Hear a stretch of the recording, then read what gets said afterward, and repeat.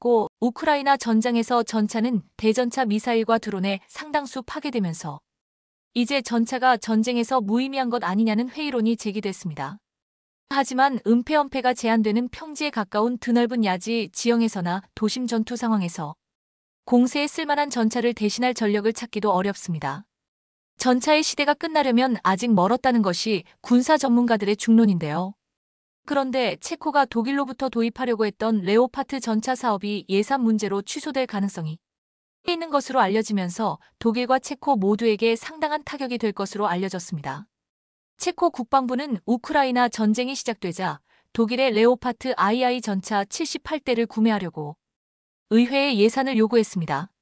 하지만 경제는 어려워지고 독일의 레오파트 전차의 가격은 천정부지로 올라갔습니다. 결국 예산 부족으로 협상이 중단되었고 상황이 악화되면 체코의 레오파트 전차 도입은 무산될 수도 있는 상황입니다. 그렇다면 체코의 대안은 무엇일까? 한국의 K2 개량형과 K3 전차에게 기회가 오는 것이 아니냐는 분석이 나오고 있습니다. 오늘은 이 소식 자세히 전해드립니다. 먼저 체코 전차 사업 그 문제의 발단은 체코의 경제 사정입니다. 체코 국방부는 전차 도입 사업으로 10조 원의 예산을 신청했지만 1조 원 정도의 예산이 부족하고 때문에 사업을 추진하기가 어려워졌습니다. 체코는 레오파트 전차 도입에 앞서 F-35 전투기 24대와 C-390 군용 수송기 2대, CV-90 전투 장갑차 246대를 구매하는 사업을 일찌감치 진행하고 체코 내에서도 양국 정부가 승인한 전차 사업이 무산될 경우 외적인 문제 발생할 수 있다는 우려가 제기되고 있지만 체코군에서 사업을 담당하는 장군들이 비싼 사업인 전차 사업을 중단하거나 취소할 것을 적극 건의하고 있는 것으로 알려져 있습니다. 레오파트 전차의 가격이 계속 올라가는 것에 대해 체코군 내부에서 불만이 상당하는 것입니다. 따라서 체코 정부는 이 문제에 대해 해결책을 내놓는 것이 쉽지 않을 것이란 예상인데요. 어떤 방향으로 이 사업이 귀결될지는 알 수 없지만 체코가 이처럼 전차 사업에서 갈팡질팡하는 데에는 이유가 있습니다. 노르웨이가 2차 사업으로 레오파트 전차를 주문하려고 했다가 대당 600억 원 이상을 내라는 독일의 동보를 받고 결국 도입을 포기한 것처럼 급격한 가격 상승이 벌어지고 있는 레오파트 최신 전차에 대한 부담이 크기 때문입니다. 체코에게는 이제 T-72 전차가 전부입니다. 구형 레오파트는 우크라이나에 공여했기 때문입니다. 빠른 시일 안에 레오파트 등 전차를 보강해야만 150대 정도의 전차를 보유할 수 있습니다. 따라서 K2 개량형과 K3 전차의 기회가 오는 것이 아니냐는 전망이 나오고 있는데요. 최근 한국 전차에게는 좋은 소식들이 많았습니다. 지난 9월 폴란드 방산 전시회에서 공개된 K2EX 전차는 많은 바이어들의 주목을 끌기에 충분했습니다. 한국의 방산 업체인 현대로템은 2024년 9월 3일부터 6일까지 폴란드에서 개최되는 제32회 국제방위산업 전시회 MSPO 2024에서 최근 ADEX 2023에서 공개한 K2EX 블랙팬서 주력 전차 MBT를 선보였습니다. K2 블랙팬서의 폴란드 버전인 KEPL은 K2의 수출용 모델로도 알려진 이 K2EX와 많은 기능을 공유할 것으로 예상됩니다. 현대로템이 설계 및 생산한 K2 흑표 전차는 한국 육군의 600대 소요를 충족하기 위해 네 번째 양산이 계획되어 있습니다. K2는 이전 모델인 K1에 비해 장갑 보호, 기동성, 화력 제어, 화력 등 다양한 기술이 적용되어 있습니다. K2EX 블랙팬서는 글로벌 고객의 다양한 요구사항을 충족하도록 설계되었고 여러 첨단 기술과 방어 시스템을 갖추고 있습니다. 특히 이 전차의 주요 특징 중 하나는 원격 조종무기 체계 RCWS에 장착된 드론 헌터 XR 대드론포입니다. 한국 육군이 이미 사용 중인 이 시스템은 적 드론과 같은 공중 위협에 대한 방어 기능을 제공합니다. 또한 K2EX에는 적의 통신 및 드론 제어를 방해하기 위해 포탑 중앙에 제밍 장치가 장착되어 있습니다. 이 전차는 KEA1 및 폴란드 KEPL 모델과 함께 드론 공격에 대한 방어를 강화하기 위해 두 개의 제머를 옵션으로 장착할 수도 있습니다. 이 전차에는 국방과학연구소 ADD와 한화시스템이 개발한 한국형 능동보호 시스템 KAPS-E 장착되어 있는데요. KAPS-E는 레이더와 적외선 추적 데이터를 사용하여 대전차 유도 미사일 ATGM과 로켓 추진 수류탄과 같은 위협을 탐지하고 무력화하도록 설계되었습니다.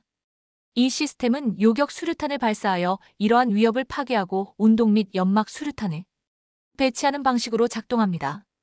KEX 포탑의 KAPS-2 구성품 배열은 전장에서 전차의 생존성을 향상시키기 위해 표준 KE 모델과 다릅니다. KEX는 3명의 승무원이 탑승하고 전투 중량은 60톤인데요. 1500마력 디젤 엔진으로 구동되며 포장 도로에서 최대 68km/h, 비포장 지형에서 50km/h의 속도를 낼 수 있습니다. 이 탱크에는 전자동 변속기, 암 서스펜션 유닛 ISU, 동적 트랙 장력 제어 시스템 등이 탑재되어 있어 기동성을 향상시킵니다. 방어 기능으로는 복합 장갑, 폭발물 반응 장갑 ERA, KAPS-2 능동 보호 시스템, 대드론 시스템, 핵, 생물학, 화학 MBC 위협에 대한 집단 보호, 자동 화재 진압 시스템 등이 있습니다. 특히 복합 능동 방어 장치는 이스라엘 트로피급 능동 방어 장치를 장착합니다. 트로피는 하드킬 능동 방어 시스템 중 코넷과 같은 대구경 대전차 미사일 요격 능력을 제대로 증명했습니다. 폴란드 수출형 KAPL에는 트로피 하드킬 능동 방어 시스템을 선택했습니다. 다만 트로피 비용이 상당해 현재 트로피와 동급 이상의 성능을 갖춘 한국형 하드킬 능동 방어 시스템이 개발되고 있는데요. 현대로템과 이스라엘 라파엘이 개발 중입니다. 이스라엘 아이언 비전과 유사한 국산 360도 투시 헬멧 시스템도 장착합니다. 360도 감시 레이더는 대전차 무기 외 초소형 정찰 무인기나 자폭 무인기의 접근을 탐지, 추적할 수 있어 무인기 대응에 도움이 됩니다. 또 RCWS와 AI 알고리즘을 이용한 원격 사격 통제 시스템도 개발할 예정입니다. K 전차에 RCWS를 장착하는 건 차량이 이동할 시에 적의 매복 공격에 대응할 수 있고 초탄 명중률이 높아 아군 부대의 피격 위험을 크게 줄여줍니다. 한 KEX에는 승무원이 탄약 폭발의 타이밍과 특성을 제어할 수 있는 정보 입력 탄약이 통합되어 있습니다. 이 기능은 전투 시나리오에서 유연성을 제공하기 위한 것으로 탄약이 폭발하는 방법과 시기를 정밀하게 조정할 수 있습니다. 전차의 주 무장은 자동 장전 시스템을 갖춘 120평구경포로 구성되며 승무원 수를 3명으로 줄이고 분당 최대 10발의 사격 속도를 지원하며 약 3분 동안 지속 사격할 수 있는데요. 탄약은 국산 텅스텐 장갑 관통 지느러미 안정화 폐기 사보트 APFSDS 운동에너지 관통탄과 다목적 고폭 대전 차탄 HEAT 등 다양한 표적을 조준할 수 있는 탄약이 탑재되어 있습니다. 폴란드의 변형 전차인 KEPL은 이 새로운 구성과 많은 기능을 공유할 것으로 예상되며 2024년 8월 5일 폴란드로 향하는 GF계 필러 버전의 KE 전차가 또 다른 배치에 선적되었다는 보도가 나온 바 있습니다. 이 전차들은 2022년에 주문한 180대의 초기 배치에서 이미 인도된 46대에 합류하게 됩니다. 현대로템은 납품 일정에 따라 2024년까지 56대를 폴란드에 납품할 계획인데요. 올해 초에 이미 18대의 전차를 인도했으며 38대가 추가로 인도될 예정입니다. 그런데 한국방위사업청은 K에 만족하지 않고 차세대 스텔스 전차 K3 사업도 진행하고 있습니다. 한국은 현재 현존 최강의 전차 중 하나인 K 흑표의 한계를 넘어설 차세대 스텔스 전차 K3 전차를 만들고 있습니다. 보통 전차 개발은 15년가량 걸리는 만큼 K3 전차는 2030년경 시제에 전차를 제작할 계획인데요. 2024년 6월 대한민국 국방산업발전대전에서 공개된 K3는 정찰용 드론까지 탑재해서 기존 전차의 한계를 뛰어넘는 스텔스 모형을 선보여 안팎의 주목을 받았습니다. 특히 차세대 K3 전차는 드론으로 주변을 정찰하고 위협을 피하는 방식으로 운용되며 능동방어 장치는 전차를 향해 날아오는 포탄과 미사일을 직접 타격하는 하드킬 방식이 적용될 전망입니다. 중량은 K보다 가볍고 포장도로에서 시속 80km로 주행이 가능하며 스텔스 형상 설계와 수직 발사 미사일과 레이저, 포탑도 장착할 계획으로 알려졌습니다. 당초 주포는 레일건으로 장착할 계획이었지만 레일건 탑재는 아직 미정입니다. 이 같은 차세대 전차의 전투 중량은 55T 정도가 될 전망인데요. 중량을 줄이면 그만큼 장갑이 줄어 방호력에 약점이 있지만 60T 이상 나가는 전차는 수송도 어렵고 유럽 지형의 진흙탕 돌파도 어렵기 때문입니다. K 전차의 120 주포와 달리 130 주포를 탑재한 K3는 그 파괴력이 훨씬 강해질 전망입니다. 여기에 원격 조종하는 포탑까지 달고 인공지능 승무원까지 도입해 인간 승무원의 부담이 줄어듭니다. 또한 차세대 스텔스 기능이 탑재돼 쉽게 포착되지 않고 내부 승무원은 아이언 비전같이 외부에 장착된 카메라가 촬영하는 360도 모든 장면을 헬멧 바이저로 확인할 수 있습니다. 또한 고무 궤도와 하이브리드 엔진, 능동형 서스펜션은 뛰어난 승차감 제공과 승무원의 피로감을 줄여 전투에 집중할 수 있게 될 전망입니다. 이러한 성능과 한국의 빠른 추진력과 기술력을 아는 외국에서도 K3 전차에 많은 관심을 갖고 있고 외신들도 이처럼 K3 전차를 주목하고 있습니다. 작년 10월 한국 육군은 전차와 포병 부대를 카타르에 파견해 첫 해외 연합훈련을 진행했습니다. 카타르 알-칼라일 훈련센터의 사막 훈련장에서 카타르 지형정찰 및 연합전술토의를 벌인 다음 연합훈련을 진행했는데요. 이번에는 아랍에미리트와도 연합훈련을 펼쳐 K2 전차와 K9 자주포의 우수성을 보여줄 예정입니다. 오는 2월 10에서 20일 UAE 현지에서 열리는 한국과 UAE의 연합훈련에 우리는 육군 7군단 병력 100여 명 등을 파견해 현지 연합훈련단을 할 예정인데요. 이 훈련은 우방국과의 연합작전 수행 능력을 향상시키는 동시에 국산 무기체계의 성능을 알려 방산 수출에 기여한다는 목표로 진행됩니다. 이번 훈련을 위해 우리 육군은 우리 해군의 상륙함 천자봉함 LST-2 4,900톤급에 올라 UAE로 이동할 예정이며 해군도 이 훈련 기간 중 전술기동, 연합해상기동, 항공기 이착함 등의 훈련을 실시할 계획입니다. 한국과 UAE 간의 국방협력은 UAE 측 요청으로 2011년 시작된 UAE 군사훈련 협력단 아크부대 파병 이후 점차 강화되는 모습인데요. 아울러 UAE 군은 2023년 강원도 육군과학화 전투훈련단에서 과학화 전투훈련 KCTC에 참가했으며 작년에는 한국과 미국, UAE 3국군이 처음으로 함께하는 연합과학화 전투훈련이 실시됐습니다. 이번 연합훈련을 통해 우리 군은 우방국과의 관계 회복과 K방산 영업을 우크라이나가 서방에서 지원받은 무기를 이용해 전쟁 시작 이후 최대 규모로 러시아 본토를 급습 중이라고. 비록 러시아는 우크라이나의 공세를 효과적으로 차단하고 있다고 주장하지만 우크라이나군이 쿠르스크주 3개 마을을 점령했다거나 국경에서 상당한 거리에 있는 가스시설을 장악하고 원자력 발전소를 향해 진격하고 있다는 전언도 이어지고 있습니다. 과거 미국 등 서방은 자국에서 지원한 무기가 러시아 본토 공격에 사용되는 것을 꺼렸으나 이번에는 그 어떤 반대도 감지되지 않고 있습니다. 또한 과거 우크라이나의 러시아 본토 공격이 주로 블라디미르 푸틴 대통령의 반기를 든 무장 세력이 주도했다면 이번에는 미국과 독일에서 제공한 탱크 등으로 무장한 우크라이나 정예 공격 여단이 참여했다는 점도 이목을 끌고 있습니다. 그런데 러시아 텔레그램 채널 등이 게시된 영상을 보면 쿠르스크에서 미국산 스트라이커 장갑차와 독일산 마다르 장갑차들이 보이고 러시아 측 국경 안쪽에서 전투에 참여한 모습이 등장했습니다. 다시 한번 장갑차의 중요성이 증명되는 순간이었습니다. 이에 따라 동유럽에서 러브콜이 쇄도하고 있는 K9 자주포에 이어 이제 한국의 레드백 장갑차 역시 중요한 수출 아이템 급부상 중인데요. 한국의 레드백에 대해 안팎의 이목이 쏠리자 중국은 한국산 장갑차의 수출을 견제하느라 여전히 동분서주하는 모습입니다. 오늘은 한화가 새롭게 선보인 수출형 레드백의 장점, 그리고 중국이 어떻게 한국의 장갑차를 깎아내리기에 혈안이 돼 있는지 함께 전해드리겠습니다. 호주에서 인정받은 한화 에어로스페이스의 레드백 장갑차에 대해 최근 유럽과 중동에서 문의가 잇따르고 있는 것으로 알려졌습니다. 한화 에어로스페이스는 2분기 실적 컨퍼런스콜에서 이렇게 발표했습니다. K9 자주포, 천모 못지않게 수출 계약 규모가 크고 대규모 수주를 기대하고 있는 분야는 장갑차입니다. 호주에 성공적으로 보병 전투장갑차 레드백을 수출하면서 유럽 중동 지역 다수의 고객으로부터 문의가 이어지고 있습니다. 지난해 12월 호주에 3조 2천억 원 규모의 레드백 129대를 공급하는 계약에 성공한 이후 한화는 이제 루마니아 장갑차 사업도 정조준하고 있습니다.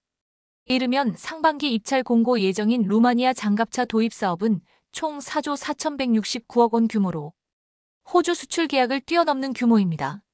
루마니아 정부는 초도 물량은 수입화돼 이후 기술 이전을 통해 루마니아 현지에서 생산하는 것이 핵심 조건으로 제시할 것으로 알려졌는데요. 한화는 유럽과 중동에서 레드백에 대한 문의가 줄을 잇자 최근 수출형 레드백인 레드백 EX에 대한 개발 계획을 전격 공개했습니다. 레드백은 하나가 철저하게 호주 맞춤형 현지화 전략을 통해 탄생한 장갑차로서 우리 국군에 실전 배치돼 성능이 검증된 K-21 보병 전투장갑차 개발 기술에 K9 자주포의 파워팩 솔루션을 더해 방호력과 기동성을 대폭 강화한 장갑차였습니다. 하나 에어로스페이스가 5년간의 경쟁 끝에 독일 링스를 제치고 공급 계약을 따내자 경쟁국들 특히 중국은 주요 구성품 80%가 외국산 장갑차인데 뭐가 한국산이냐며 비아냥거렸습니다. 사실 레드백의 주요 구성품의 약 80%는 면허 생산한 제품이거나 외국산입니다. 하지만 수주를 위해서 호주 현지 방산 업체 및 글로벌 방산 업체와의 협력이 필요했습니다. 한국은 일단 수주를 한 후 국내 방산 업체들이 기술력을 끌어올리는 전략을 사용한 것입니다. 당시 하나 에어로스페이스의 입장에서는 수주 가능성을 100% 확신할 수 없는 상황에서 수출용 전투 차량에 무한대로 개발 비용을 쏟아부을 수 없는 상황이었기 때문에 해외 업체들과의 협력은 불가피했습니다. 더구나 하나가 해외 업체와의 협력이 가능했던 이유는 하나가 K-21 보병 전투차 개발 과정에서 축적된 ISU 현수장치 설계 기술 등을 활용할 수 있었고 엔진과 변속기는 K9 자주포의 것을 그대로 가져왔기 때문이었습니다. 또한 하나는 후발주자로서 신기술 수용에도 적극적이라 레드백에 장착된 고무궤도는 SOUCY사가 개발한 40동급 고무궤도로 이를 최초로 도입한 장갑차가 바로 레드백이었습니다. 호주 장갑차 도입 사업에서 독일 링스와 경쟁하던 당시 독일은 링스가 하나의 레드백에 계속 밀리자 급하게 SOUCY사가 개발한 고무궤도를 장착하려 했지만 이미 경쟁은 하나 쪽으로 기울어진 상황이었다는 후문입니다. 고무궤도만으로는 하나의 ISU 현수장치의 높은 충격 흡수 능력을 따라갈 수 없었던 것입니다. 그리고 이제 하나는 예전의 하나가 아닙니다. 하나는 최근 수출용 레드백 EX를 발표하며 해외 부품 비중을 낮추고 국내의 전투 차량 부품 생태계를 만들고자 레드백 EX의 개발을 추진함과 동시에 정부의 지원을 적극 요청해왔습니다. 일단 하나는 30에서 40mm 중기관포를 장착할 수 있는 신형 무인 포탑, 지뢰 방어 능력을 갖춘 신형 장갑차대를 개발하고자 합니다. 여기에 신형 무인 포탑은 수출용 타이곤 장갑 차량과 연동될 수 있어 한국 육군에게 중장기적으로 도움이 될 것으로 전망됩니다. 레드백 EX에는 엔진도 중동 수출에 문제가 있는 엔진 대신에 STX 엔진이 국산화한 SMV1000 엔진이 사용할 계획입니다. 또한 국내 삼양컴텍과 웰크론이 참여할 계획이라 과거와 달리 지뢰 대응 좌석을 비롯한 거의 모든 구성품이 국산화되고 있어 훨씬 개발이 용이할 것으로 예상됩니다. 파이브 아이즈의 일원이자 서방의 주요 파트너인 호주가 독일 전차를 탈락시키고 한국의 레드백을 선택한 것은 글로벌 방산 시장에 상당한 충격을 준 사건이었습니다. 그리고 한국의 선전에 가장 예민하게 반응한 곳은 호주와 대립각을 세우고 있는 중국이었습니다. 중국은 한국이 호주에 레드백을 수출한 것에 적잖이 놀란 표정이었지만 한국이 호주 이외의 국가에 레드백을 추가로 수출하는 것은 어렵다고 봤습니다. 중국은 레드백이 한국 자체 기술이 아니라 핵심 기술은 이스라엘과의 협력으로 얻은 것이라며 한국을 폄하하기에 바빴습니다. 중국은 하마스와 이스라엘 간 전쟁이 끝난 뒤 이스라엘이 전쟁 중에 저지른 비리들로 인해 국제적인 제재를 받게 된다면 이스라엘과 기술 협력 등으로 거래를 해야 하는 한국에게는 악재가 될 것이라며 은근히 한국을 걱정하는 듯한 하고 있습니다. 하지만 한국은 레드백의 외국산 부품 비중이 나중에 발목을 잡을 것이란 점을 모르지 않았습니다. 그래서 한국은 지금까지 레드백의 국산화를 위해 연구 개발을 계속해왔습니다. 호주에서의 실적과 데이터를 바탕으로 개량형 레드백을 만들고 추가적인 수출을 꾀하고 있는 것입니다. 최근 하나는 기존 레드백의 기술 수준을 유지하면서도 핵심 기술을 국산으로 대체해 수출 가능성을 더 높인 레드백 EX를 선보여 눈길을 끌었습니다. 하나는 호주 수출을 위해서 이스라엘 기술력을 끌어들였고 그 덕에 호주 수출에는 성공했습니다. 이후 같은 기술력을 국산 기업들이 갖출 시간도 벌어들인 셈입니다. 이제는 굳이 이스라엘에게 로열티를 주고 부품을 사다가 달 필요가 없어진 겁니다. 그런데 중국 언론이 레드백에 대해 또 하나 걸고 넘어지는 점은 한국 기갑의 상징이 된 고무궤도입니다. 중국은 고무궤도가 레드백이 중시하는 방어력 중시 설계의 불순물로 여깁니다. 예전 호주에 수출을 하기 위해 2년 넘게 시험용으로 운용하던 레드백 장갑차요. 고무궤도가 닳아서 헤어진 장면이 나오자 중국 언론들은 이를 끈질기게 물고 넘어졌습니다. 저렇게 고무 궤도가 쉽게 달아서 어떻게 장갑차를 운용하겠느냐며 레드백을 평가절하 하는데 중요한 이유로 두고두고 씹었습니다. 하지만 2년이나 각종 고난도 테스트를 하고 온 장갑차의 고무 궤도는 당연히 닳고 헤어질 수밖에 없습니다. 그리고 그 정도 손상이면 일반적인 철제 궤도로는 10차례도 넘게 갈아치웠을 것입니다.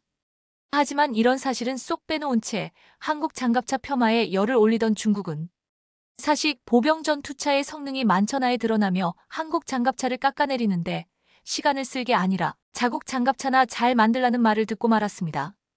중국의 사식 보병 전투차는 중국 기갑이 늘 그렇듯 포탑의 반동을 감당하지 못해 차체가 심하게 흔들렸고 따라서 발사 후 명중률 또한 심각한 하자가 발생했던 것입니다.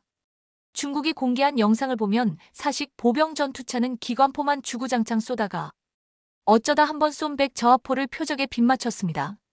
더구나 보병 전투차라는 본분을 잊고 엔진은 엔진대로 발열이 심각한데 내부 공간이 협소해 승무원들이 이 열기를 온전히 감당해야 해서 장갑차라기보다는 찜기에 가까운 모습이었습니다. 더군다나 욕심을 내서 경전차 포탑을 달아놨으니 그걸로 쏠 전차 포탄도 내부에 들여놓아야 합니다. 기관포 포탄도 수백 발 실어야 합니다. 레드백은 8명의 승무원이 탈 수 있지만 중국 사식 보병 전투차는 내부가 너무 협소해 7명도 못 태우는 것으로 알려져 있습니다.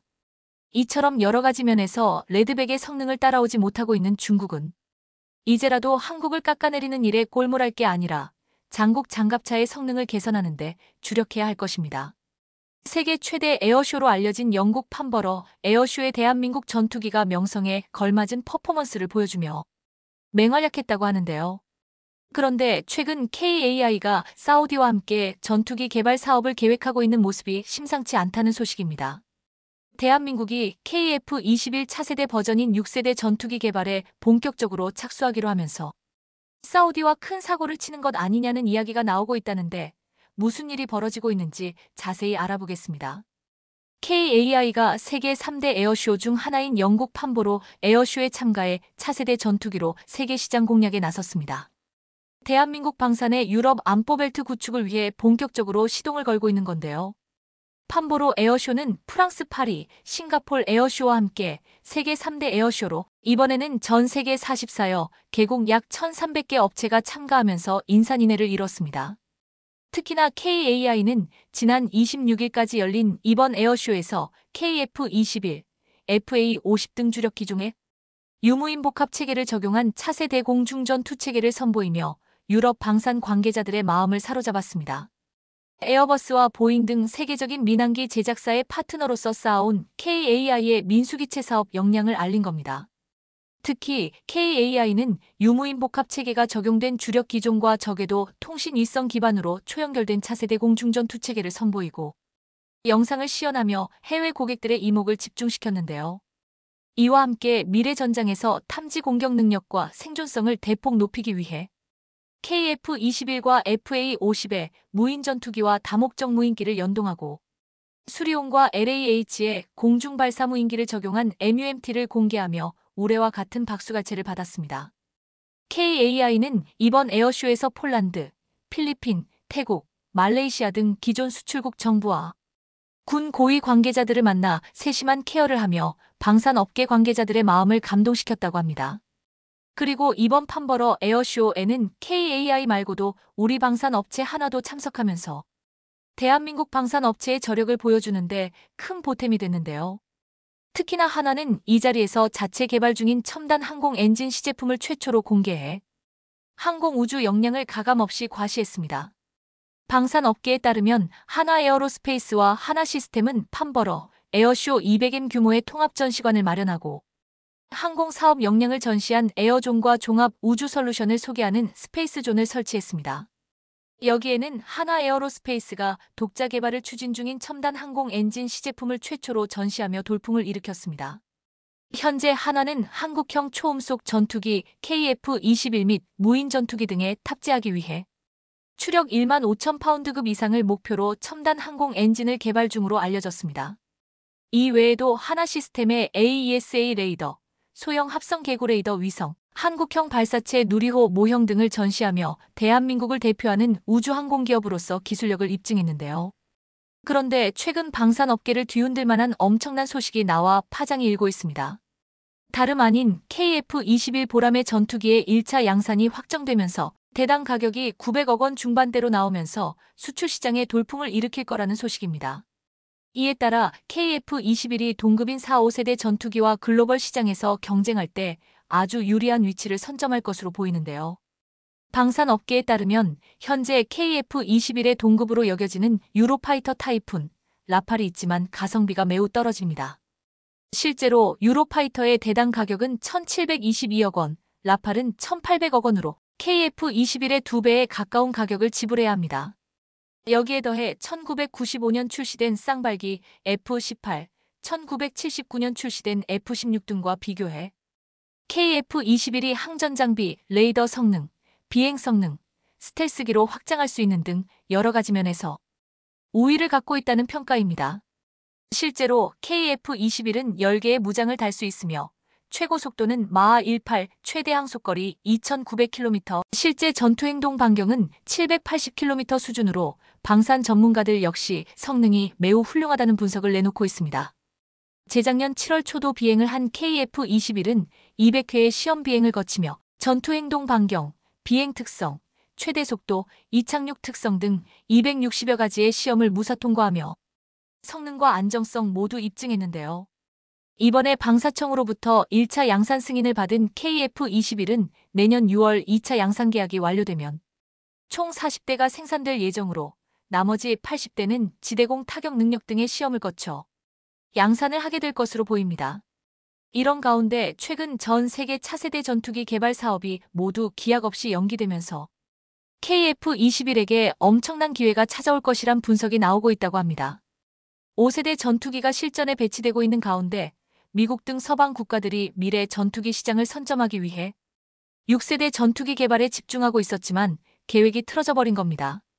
주요 외신에 따르면 현재 영국, 이탈리아, 일본은 6세대용 전투기 글로벌 전투 공중 프로그램 GCAP은 개발 중으로 알려졌지만 이번에 영국에서 정권이 바뀌면서 물거품이 될 가능성이 매우 커졌습니다. 또한 미 공군과 해군은 6세대 전투기로 차세대 공중 우세기 NGAD 프로젝트를 진행 중지만 이 역시 사업이 진척되지 않고 있으며 언제 궤도에 오를지 알 수 없는 상황입니다. 사실 이미 군사 전문가들은 이들이 6세대 전투기 개발에 나서며 속도를 내고 있다고 했을 때부터 상당한 시일이 걸릴 것이라고 예상하며 회의적인 시선을 보내왔었는데요. 그것도 그럴 것이 앞서 영국의 경우 유로파이터를 개발하기 위해 20년 이상이 소요됐는데 사실 전투기 개발이 말처럼 쉽지 않다는 건 다들 알고 있습니다. 그런데 이런 상황에서 가장 큰 타격을 입을 국가는 바로 일본이라고 하는데요. 앞서 말씀드렸던 것처럼 영국이 정권 교체 후 전투기 공동 개발에 거리를 두면서 일본과 이탈리아와 공동으로 추진해온 차세대 전투기 개발 프로그램을 계속할지 불투명한 상황이 됐습니다.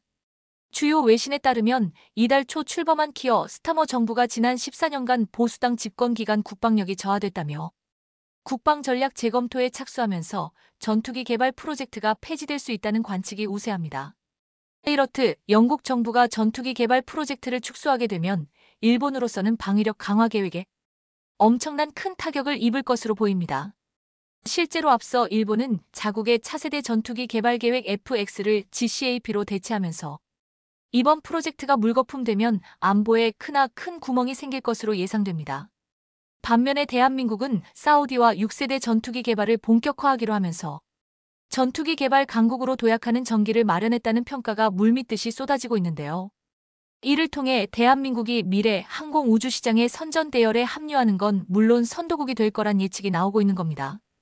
방산업계에 따르면 최근 KAI가 사우디의 6세대 전투기와 위성을 패키지로 공급하는 방안을 제안한 것으로 알려졌습니다.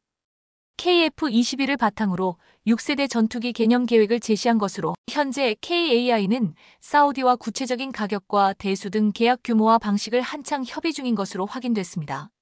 앞으로 계약이 체결되면 KAI는 항공에 이어 해외 우주 시장 첫 진출이라는 새로운 역사를 쓰게 될 것으로 보이는데요.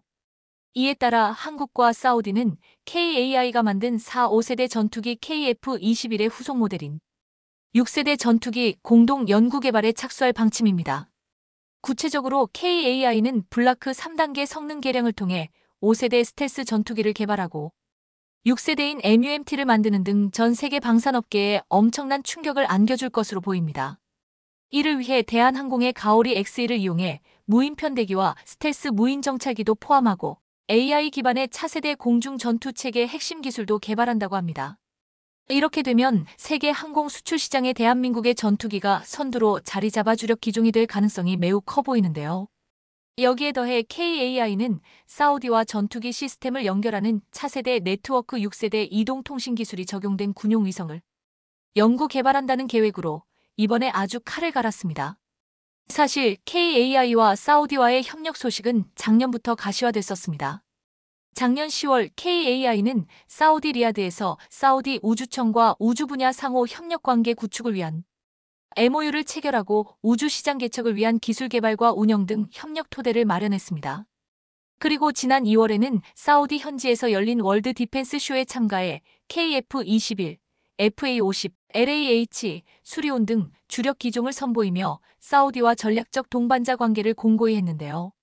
실제로 WDS 개막 첫날에 사우디 국방부 장관이 KAI 부스를 방문해 KF-21을 포함한 KAI의 항공 플랫폼을 둘러보고 설명을 듣는 등 남다른 관심을 보였었습니다. 사우디가 이렇게 KF-21에 관심을 보인 건 KF-21의 성능 개량이 엄청나기 때문인데요. 실제로 한때 KF-21 블록 3로 불리던 KF-21EX는 5세대 전투기에 준하는 성능을 위해 새로운 성능을 추가할 것으로 알려졌습니다. 우선 내부 무장창을 장착해 외부 무장을 장착할 때보다 스텔스 성능을 더욱 높일 수 있는데 이는 미국 등 군사 강국만이 구현할 수 있는 첨단 기술입니다. 이뿐 아니라 미티어 장거리 공대공 미사일 4발 혹은 8발의 소형 스마트 공대지 무장이 장착되는 등 벌써부터 사우디의 마음을 두근거리게 하고 있습니다. 그 중에서도 KF-21EA의 전자전 공격기가 개발에 착수했다는 소식이 들려오고 있는데요. 성능 개량 첫 번째 버전인 KF-21EA는 현재 ADD에서 기초 연구를 수행 중인 것으로 알려졌습니다.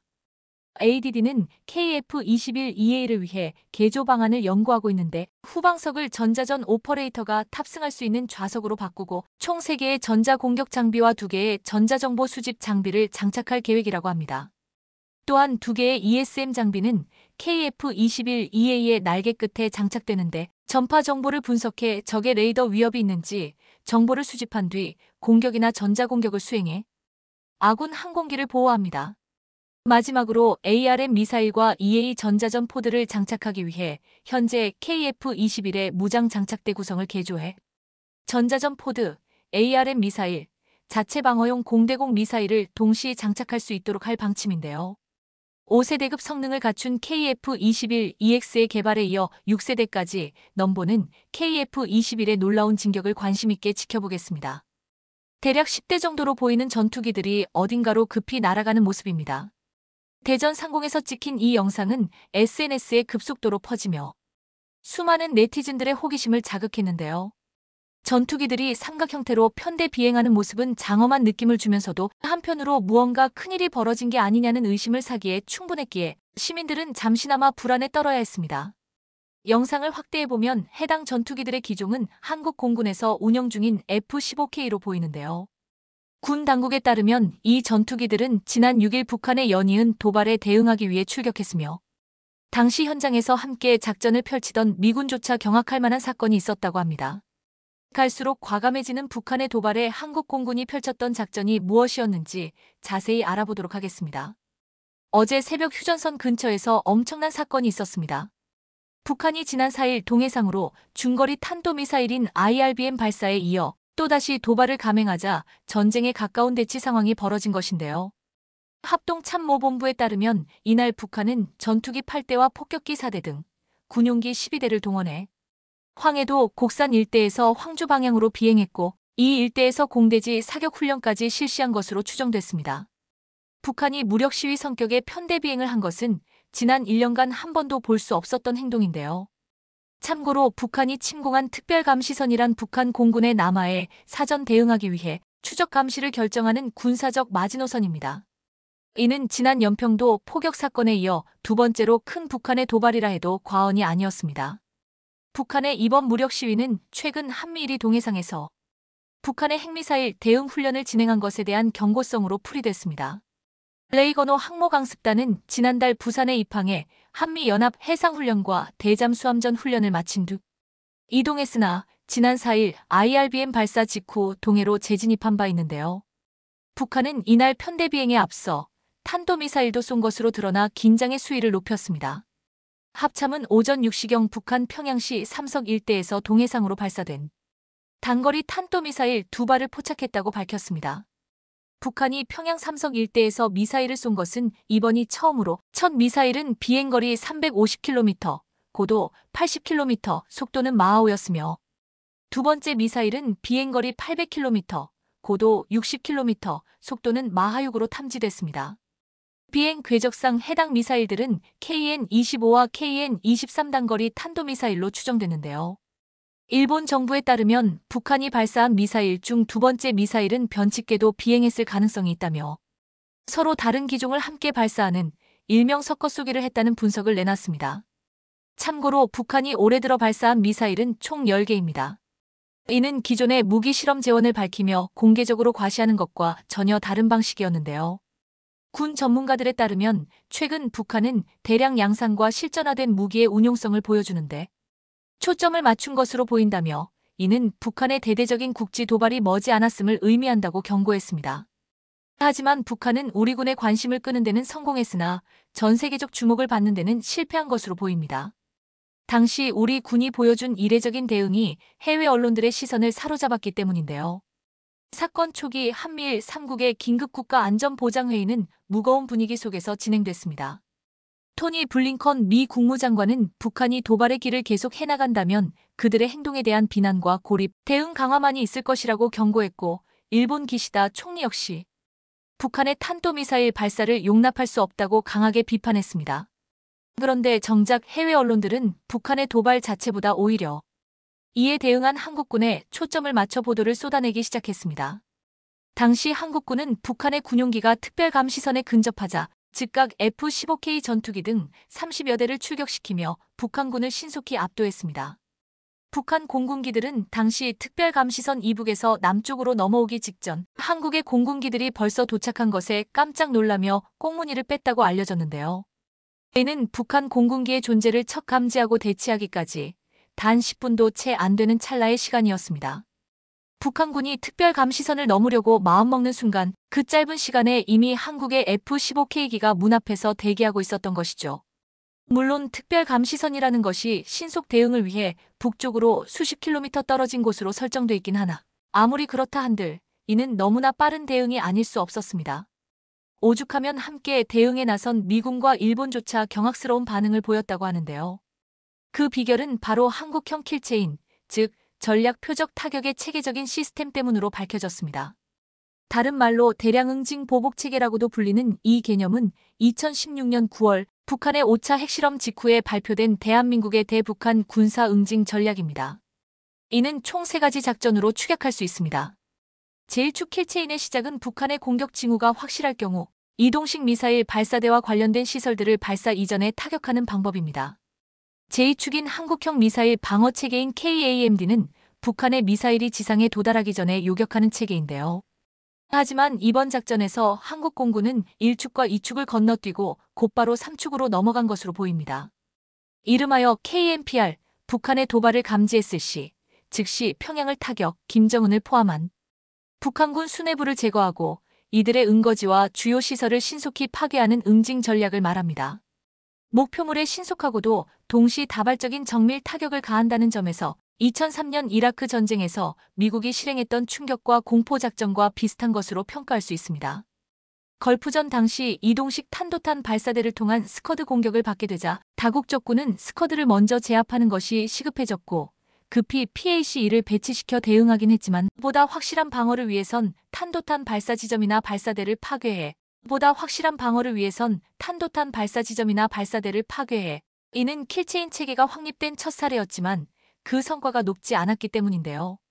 미 공군의 F-15E가 신속히 출격하고도 정확히 파괴된 이동식 발사대는 고작 2에서 3기에 불과했기 때문입니다. 미군은 당시 이러한 문제를 극복하고자 지속적으로 킬체인의 발전을 모색하며 현재에 이르게 됩니다. 이것이 바로 한국이 보여준 신속한 대응의 근간입니다. 탐지, 식별, 추적에 이어 무기 선정과 교전을 체계화하여 최대 30분에서 최소 10분 내 적군을 타격하는 등 비대칭 전력을 빠르게 제압하는 형태로 발전시킨 것이죠. 현재 한국 공군은 각종 정찰 자산과 ADOCS 자동화 종심 작전 협조 체계를 통해 10분 이내로 적의 핵심부를 타격할 수 있는 능력을 완비한 상태입니다. 물론 한국 공군이 처음부터 이러한 능력을 가졌던 것은 아닙니다. 기존 한국 공군의 가장 큰 문제점은 정보 자산의 부족으로 북한에서 발사되는 탄도탄은 발사 준비 시간이 약 1시간, 장사 정포가 30분이라는 점을 감안하면 반드시 이를 실시간으로 감지할 수 있는 정보 체계가 필수였습니다. 한국 공군은 글로벌 호크 블록 30을 도입하는 등 정보 자산을 천천히 늘려가고 있었지만 이것만으로 전 영역을 커버하기는 불가능했습니다. 때문에 미 국방부는 한국 공군이 백업을 해줄 전략 중고도 무인 정찰기와 같은 정보 자산을 갖추기까지 오랜 시간이 필요하다는 분석을 내렸습니다. 하지만 이 같은 문제는 2022년이 되자마자 말끔히 해결됐습니다. 무인기 대신 정찰 위성들을 본격적으로 전력화시키면서 킬체인을 구성하는 시스템들이 유기적으로 돌아가기 시작한 것입니다. 앞서 국방부는 정찰 인공위성 도입 사업과 관련해 총 5대를 2020년까지 배치하겠다고 했으나 여러 이유로 사업이 지연되어 2020년 1기, 2021년에 2기, 2022년에 나머지 2기를 도입하는 데 성공했습니다. 참고로 미 국방부는 한국이 이 문제를 해결하려면 못해도 20년 이상은 좋게 걸릴 것이라 판단했었기에 단 2년 만에 킬체인을 완성시킨 한국 공군의 역량에 감탄할 수밖에 없었던 것이죠. 한국인 특유의 빨리빨리 정신이 이번에도 놀라운 성과를 거둔 것입니다. 현재 한국 공군은 미국의 MQ-1 프레데터와 한국 육군은 방어 감시 능력을 강화하기 위해 미국의 MQ-9 리퍼 전투 드론의 자체 버전을 개발할 것이라고 금요일에 발표했다. 이번 결정은 한 달 전 북한이 군사 퍼레이드에서 미국의 글로벌 호크 감시 드론과 유사한 새로운 공중 드론을 공개한 후 나온 것이다. 방위사업 청디 APA는 방위사업추진위원회 회의를 열고 중고도 무인 항공기 MUAV의 대량 생산, KSSII 잠수함의 성능 향상, 한국 해상 전술 데이터 링크 프로젝트인 링크22 사업의 진행 상황을 검토하고 승인했다. DAPA에 따르면 한국 드론은 전략적 목표물의 고해상도 이미지를 수집하고 실시간으로 전송할 수 있도록 설계되었다. 이 드론은 길이 13m, 날개 길이 26m로 1200마력의 터보프롭 엔진으로 구동될 예정이다. 6에서 13km의 고도에서 작동하며 한국 드론은 24시간 작전이 가능하고 100km 떨어진 거리에서 고해상도 이미지를 탐지되지 않고 포착할 수 있는 능력을 가질 것이다. 또한 드론은 대전차 미사일을 포함한 무장을 탑재할 수 있는 능력을 가질 예정이다. 미국의 MQ-9 리퍼는 950마력의 터보프롭 엔진을 장착하고 있으며 무장을 탑재했을 때 최대 14시간 동안 작동할 수 있다.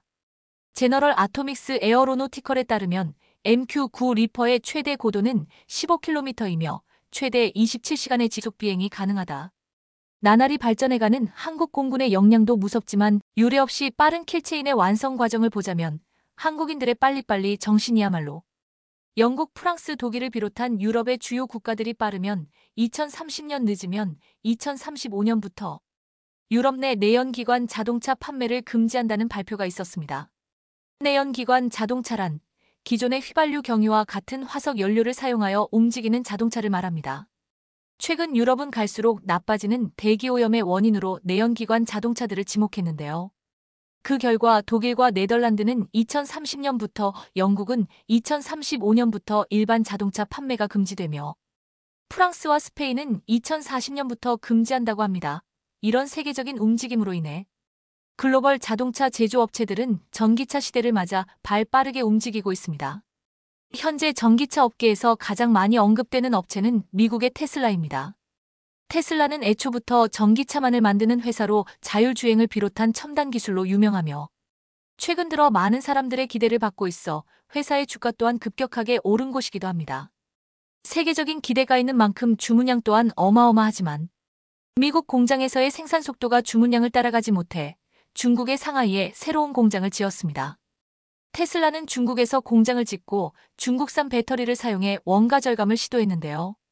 중국에서 생산하는 테슬라는 고급형 모델에 사용되는 한국산 니켈 코발트 배터리가 아닌 저가형 리튬 인산철 배터리가 탑재되었는데 해당 배터리는 중국의 배터리 업체 CATL에서 만듭니다. 저가형 중국산 배터리를 사용했지만 전기차의 주행거리는 이전과 동일하다는 발표를 하며 중국산 배터리는 활용도가 높다, 앞으로 발전이 기대된다는 발언을 했습니다. 이어서 중국 현지에서 차량 가격을 10%를 낮추며 중국산 배터리로 이뤄낸 원가 절감으로 중국에서 많은 판매량을 확보하게 되었습니다. 하지만 우리의 기대를 저버리지 않고 중국산 배터리는 제 역할 해주었는데요. 최근 날이 추워지면서 중국산 테슬라의 성능 저하가 두드러지게 나타나고 있습니다. 배터리는 온도에 민감한 부품으로 추운 겨울이 찾아오면 기본적으로 성능이 저하됩니다. 하지만 배터리의 품질에 따라서 성능이 크게 떨어지는 것이 있고 거의 떨어지지 않는 제품이 있습니다. 현재 중국에서 문제가 되는 테슬라는 중국산 배터리를 장착한 저가형 모델이고 한국산 LG화학 배터리를 장착한 고급형 모델은 추운 겨울임에도 성능 저하가 거의 없다고 합니다. 중국 CATL의 배터리를 장착한 테슬라는 공식 주행거리는 468km이지만 추운 겨울인 현재 실제 주행거리는 241km에 불과하다는 보도가 나왔습니다. 한국산 배터리를 장착한 모델은 겨울철에도 420km를 주행할 수 있는데 비해 너무 적은 주행거리입니다. 하지만 겨울철 주행거리 문제는 중국에서 그치지 않고 유럽을 비롯한 해외에서도 유명해졌는데요. 얼마 전 중국산 테슬라 모델 3가 유럽으로 수출되었기 때문입니다. 지금까지 중국에서 생산한 테슬라는 중국에서만 판매해오고 있었지만 중국산 부품을 사용하며 낮아진 원가로 경쟁력을 높여 수출을 추진했던 것입니다. 유럽의 소비자들이 중국산 테슬라를 타보고 실망한 사이에 한국의 전기차가 주목받고 있습니다. 한국의 전기차는 유럽 내 판매량 급증으로 성능과 실용성이 주목받고 있습니다. 현재 유럽의 전기차 판매량 1위는 르노의 조에이며 현재까지 약 7만 5천 대가량 판매됐습니다. 테슬라의 모델 3는 5만 5천 대가량 판매되었으며 유럽 내 2위입니다. 하지만 우리나라 현대차의 코나 EV는 3만 2천 대로 3위를 차지했으며 기아차의 니로 EV는 2만 4천 대가량 판매되었습니다. 코나와 니로는 같은 플랫폼 뼈대를 사용했으며 디자인과 로고만 다른 자동차입니다. 그렇기에 한국 현대기아의 코나와 니로의 판매량을 합치면 2위인 테슬라보다 근소하게 많은 숫자입니다. 그리고 유럽 내 한국 자동차가 더욱 기대되는 부분이 있습니다. 한국 전기차의 판매량이 최근 들어서 급격하게 올라왔다는 점인데요. 최근 코나 EV는 배터리 발화 문제를 겪으며 안 좋은 이슈를 가지고 있음에도 불구하고 유럽 내 판매량은 가파르게 상승하고 있습니다.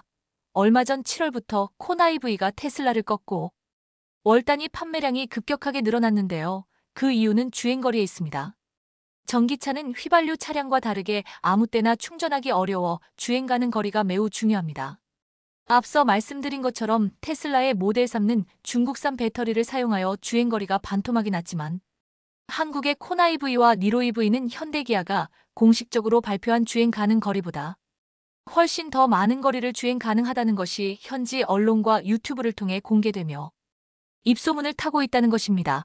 독일의 한 자동차 전문 매체에서 조사한 결과 테슬라의 제조사 공식 주행 가능 거리는 409km지만 실제 측정 결과 384km가 나왔다고 합니다. 반면에 현대기아의 전기차는 제조사가 공식 발표한 주행 가능 거리보다 훨씬 윗돌고 있습니다. 왼쪽의 기아 니로는 공식 주행 가능 거리가 455km지만 실제 측정 시 611km를 갈 수 있으며 오른쪽 현대 코나는 공식적으로는 449km를 가지만 실제로는 649km를 간다는 것입니다. 참고로 해당 비교 실험 당시는 여름이라 테슬라의 배터리가 성능 저하를 일으키지 않았다고 생각됩니다. 이번 실험 결과가 독일을 비롯한 유럽의 유튜브에 공개되면서 수십만의 조회수를 기록해 현대 기아 자동차의 말도 안 되는 효율성이 입소문을 타며 유럽 내 전기차 판매 2위를 이끌었다는 것입니다. 일부 유럽 소비자들은 사실상 우리나라 전기차가 1위라고 주장하는 사람들도 있습니다. 현재 유럽에서 7만 5천 대가량을 판매하며 판매량 1위를 기록한 르노의 조에는 차체 분류부터가 슈퍼미니 자동차입니다. 우리나라 모닝, 마티즈보다 작은 크기이며 코나보다도 많이 작은 크기입니다. 주행 가능 거리도 200km대로 450km대인 코나와 2배 차이 납니다. 이렇게 차이나는 수준인데 같은 전기 자동차로 묶여 경쟁 상대가 되는 게 맞지 않다는 것입니다. 사실상 소형 SUV에선 한국의 전기차가 유럽 내 1위라고 보는 게 현실적으로 맞다는 주장입니다. 뿐만 아니라 현대의 코나는 유럽 내 가장 공신력 있는 자동차 평가 기관에서 친환경 차량 테스트 NCAP 테스트에서 별 5개 최고 점수를 기록했습니다. 여기엔 르노 조에도 있지만 도요타의 CHR 차량은 별 3개 반을 기록하며 저조한 성과를 냈습니다. 해당 기관에서 높은 점수를 받으면 유럽 내 일부 지역에서 전기차 판매 보조금을 추가적으로 받을 수 있는 것으로 알려져 있습니다. 그만큼 친환경적인 차량이니 유럽연합이 적극 지원한다는 의미인 것입니다. 우리나라 자동차 업체는 여기서 만족하지 않고 앞으로 2030년 후에 내연기관 자동차들이 모두 판매 금지를 당한 이유를 생각하며 차근차근 계획을 세우고 있습니다. 현재도 가장 큰 전기차 시장인 유럽에서 사실상 1, 2위를 다투고 있지만 연구개발을 소홀히 하지 않고 전기차 전용 플랫폼인 eGMP를 개발하여 최초 공개했습니다. eGMP는 전기차 전용 플랫폼입니다. 플랫폼은 쉽게 뼈대라고 생각하시면 편합니다. 앞서 말한 코나와 니로는 같은 플랫폼을 공유하지만 해당 플랫폼은 전기차 전용이 아니라 기존의 내연기관에서 사용하던 플랫폼으로 전기차에 최적화되어 있지 않습니다. 전기차에는 필요 없는 엔진과 불필요한 연료 계통을 과감하게 없애고 최적의 무게 분배를 갖춘 설계로 전기차만의 전용 플랫폼을 개발해낸 것입니다. 현대의 공식적인 발표로 1회 충전당 500km 이상 주행 가능하다고 하며 800B 급속 충전을 지원해 20분 이내에 80% 이상 충전이 가능하다고 합니다. 일반적인 발표라면 제조사의 공식 발표보다 실제 사용 시 성능이 떨어지는 경우가 많지만 우리나라 자동차는 다릅니다. 최근에 나온 내연기관 자동차들도 일반적인 주행 환경에서 공인 연비보다 훨씬 높은 연비를 내주고 있으며 아까 독일 자동차 매체에서 보여준 실험처럼 전기차의 경우도 제조사가 발표한 공식적인 주행 거리보다 월등히 많은 거리를 갈 수 있습니다. 한마디로 이전 세대보다 훨씬 진보된 전기차를 생산해낼 수 있다는 것입니다. 한국의 자동차 산업은 미국과 유럽, 일본에 비해 출발이 늦었지만 세계에서 가장 빠르게 성장했습니다. 그리고 지금까지는 화석 연료를 사용하는 내연기관에서 경쟁을 해왔지만 이제부터는 친환경 차량입니다. 현대기아차는 전기차 분야에서도 우수한 성과를 내고 있지만 더 놀라운 부분이 있습니다. 수소전기차, 흔히 수소차라 불리는 분야입니다. 우리나라 자동차 업체의 수소 기술력은 세계 1위로 현재 어디에도 경쟁 상대가 없는 상황입니다. 현대차는 세계 최초로 수소 트럭을 상용화시키며 친환경 트럭의 시작을 알렸습니다. 전문가들은 미래의 승용차는 전기차가 될 것이며 미래의 화물차는 수소차가 될 것이라고 말합니다. 화물용 차량은 하루에 주행하는 거리가 매우 많고 자동차가 멈춰있는 시간이 별로 없기에 충전 시간이 오래 걸리는 전기차 시스템으로는 효율적인 화물 운반이 불가능하다는 전망입니다. 반면에 수소를 충전하게 되면 단 5분 만에 100% 충전이 가능하며 기존 화물차의 가장 큰 단점인 매연 배출에서 자유롭습니다. 우리나라가 개발하고 상용화한 수소 트럭은 주행하면서 단 일지의 오염물질도 내뿜지 않습니다. 유일하게 밖으로 배출하는 것이 있는데 그것은 순수한 물입니다. 오염된 물도 아니고 완벽하게 순수한 물이라 그대로 마셔도 되는 수준이라고 합니다. 2030년부터 유럽을 비롯한 세계 각지에서 내연기관 자동차 판매가 제한됩니다. 마찬가지로 매연을 내뿜는 트럭을 비롯한 화물차들도 운행이 제한될 예정입니다. 현재 수소 트럭을 만들 수 있는 기업은 우리나라 현대차밖에 없는데 우리나라가 세계 친환경 트럭 시장을 장악하게 되면 수백조 원의 시장을 창출해내는 것이며 관련된 수십만 개의 일자리 또한 같이 따라올 것입니다. 이런 기대에 부응이라도 하듯 현대차의 정의선 부회장은 앞으로 5년간 60조 원을 쏟아부어 미래차 연구개발에 힘쓰겠다고 했습니다. 해당 투자 금액은 세계 최고 수준의 금액으로서 투자한 기술은 곧이어 미래 먹거리로 돌아올 것입니다. 하지만 이런 기술 개발의 과도기 단계에서 좋지 않은 이슈들이 발생하기도 합니다. 얼마 전에는 코나 배터리가 발화하는 문제가 있었습니다. 물론 제조사에서 리콜이나 업그레이드 등 관련 사항을 해결해 나가고 있습니다. 품질 보증에 더욱 힘써서 앞으로 더 완벽에 가까운 자동차들을 만들어내기를 바랍니다. 최근 들어 원가를 아끼겠다고 한국산 배터리를 제쳐두고 중국 업체의 배터리를 사용해 주행거리가 반토막이 난 테슬라가 주춤하던 사이 유럽 내에서 월등한 주행거리로 입소문을 타며 우리 자동차 업체들이 유럽 시장 2위를 차지하게 된 상황에 여러분들의 생각은 어떠신가요? 참고로 일본의 전기차들은 순위권에도 없다고 합니다. 세계가 친환경 자동차를 권장하며 우리나라를 포함하여 내연기관 차량을 퇴출시키고 있는 상황인데, 일본에서는 세계적인 흐름과 상관없이 내연기관 자동차들을 유지하겠다고 합니다. 현재 내연기관 차량 판매량 1위인 일본 업체들의 몇 년 뒤의 미래가 궁금해지는 상황입니다. 폴란드 정부가 한국형 원전 2기 도입을 위한 인허가 절차에 들어갔습니다. 이것은 한국의 원전 수출을 둘러싸고 한국수력원자력과 미국 웨스팅하우스 간의 분쟁이 계속되고 있고, 웨스팅하우스가 압박을 하고 있는데도 불구하고 폴란드가 한수원에 힘을 실어준 것입니다. 23일 폴란드 언론들은 일제히 PPJ가 폴란드 환경부에 한국의 원전 APR 1402기 건설에 대한 사업 추진 결정 신청서를 냈다고 보도했습니다. PPJ는 폴란드 민간발전사 제팍과 폴란드 전력공사 PG가 한국과의 원전 프로젝트를 추진하기 위해 50%씩을 출자해 설립한 특수목적 합작법인입니다. 한수원은 작년 10월 제팍 PGE와 폴란드 퐁투누프 지역에 원전 2기를 짓는 협력 예향서를 체결한 바 있습니다. 사업 추진 결정 신청서를 폴란드 환경부에 제출했다는 것은 원전 건설에 대한 국가 차원 승인 절차의 첫 단계를 밟고 있다는 뜻입니다.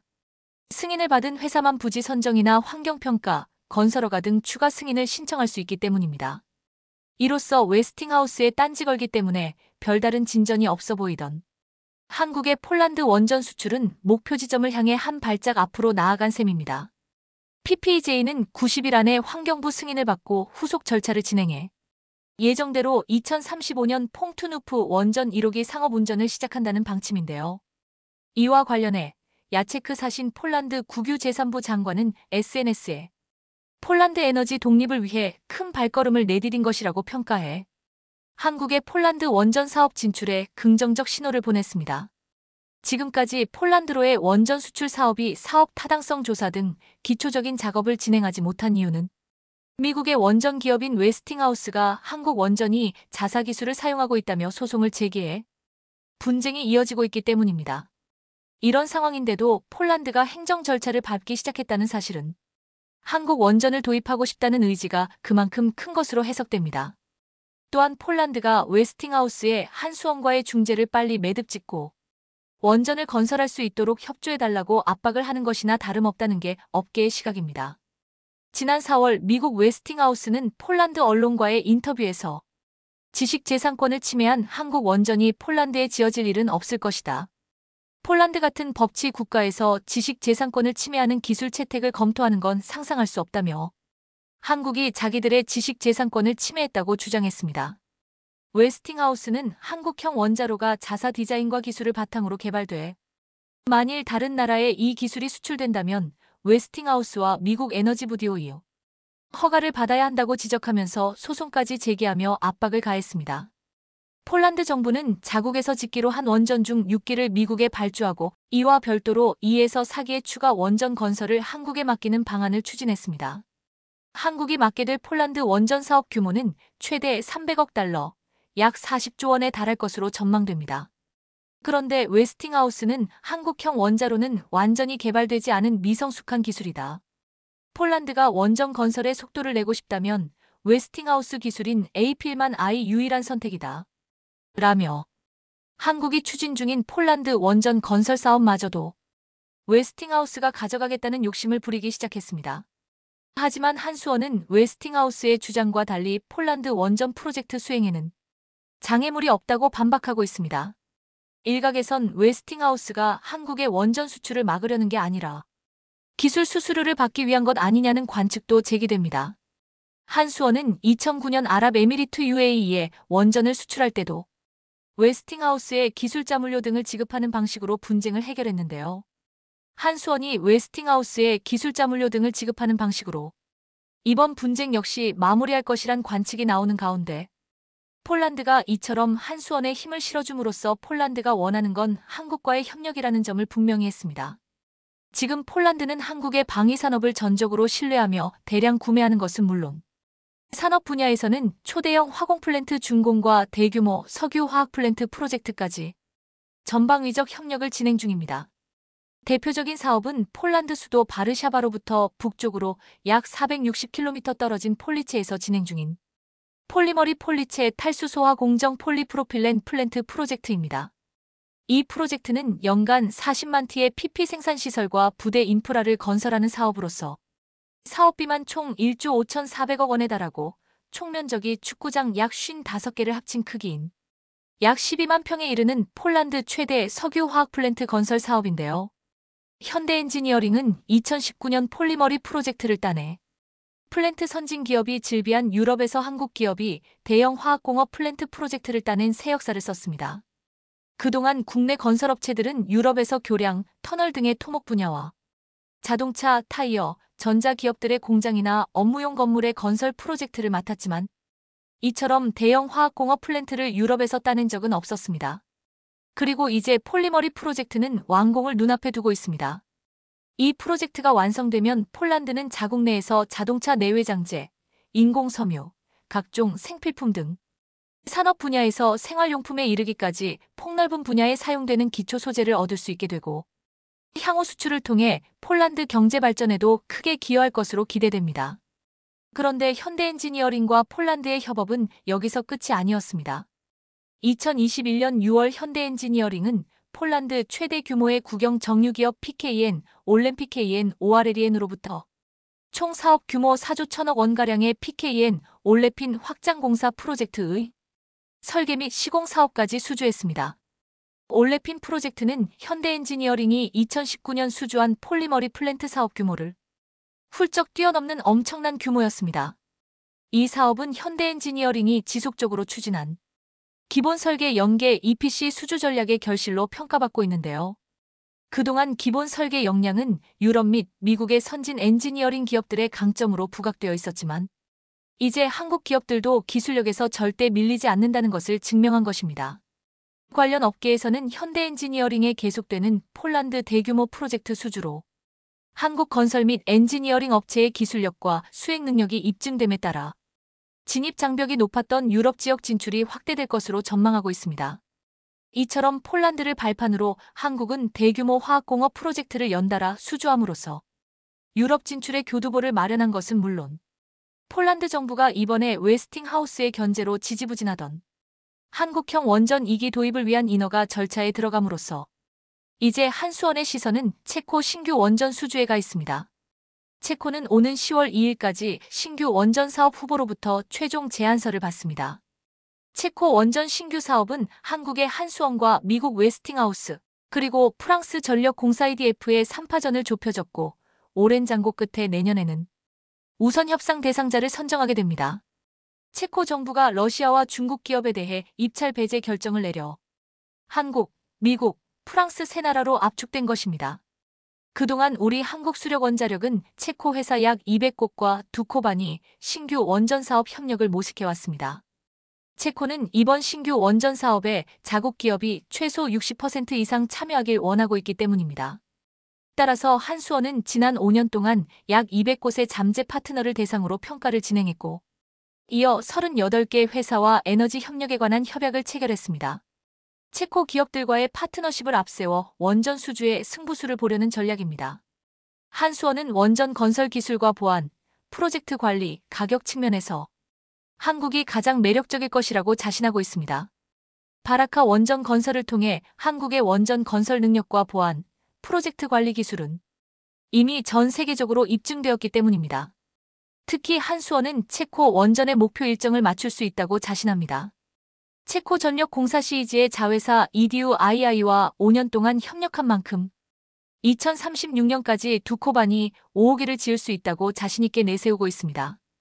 아랍에미리트 UAE 원전 수출 과정에서 경쟁자였던 미국 웨스팅하우스와 프랑스 아레바의 원전이 한국 원전보다 2에서 3배 비쌌습니다.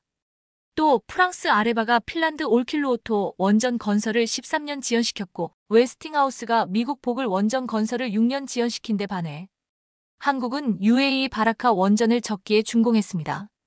우리나라 원전 수출의 경쟁력은 가격도 가격이지만 잘 갖춰진 원전 산업 생태계와 건설 능력에서 나옵니다.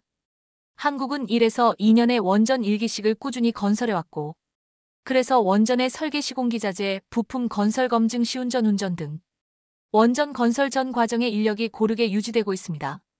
한국, 미국, 프랑스 3파전으로 좁혀진 지금 체코가 원하는 납기일에 맞춰 원전 건설을 완벽히 해낼 수 있는 나라는 한국이 유일하다고 자신하는 것입니다. 올해 초 한국산업통상자원부 장관은 폴란드와 체코의 산업에너지 분야 장관급 인사들과 다보스 포럼에서 만나 이렇게 말했습니다. 세계에서 가장 좋은 원전을 가장 짧은 시간에 가장 경제적으로 건설할 수 있는 역량을 팀 코리아는 가지고 있습니다. 폴란드와의 원전 협력 프로젝트를 반드시 성공적으로 완수해 유럽의 에너지 안보와 탄소 중립 달성에 기여하는 한편, 이를 기반으로 한국의 원전 수출 영토를 확대해 나갈 것입니다. 한수원의 체코 원전 수출을 방해하는 유일한 장애물은 웨스팅하우스와의 소송입니다. 하지만 폴란드가 웨스팅하우스의 소송 및 압박까지 무시하고 한수원의 손을 들어주면서까지 자국 내 원전 건설의 속도를 내려고 하는 것을 보면서 체코 역시 두코반이 원전 건설에 한국에 유리한 결정을 내릴 것으로 예상됩니다. 폴란드라는 선례가 생겼기 때문입니다.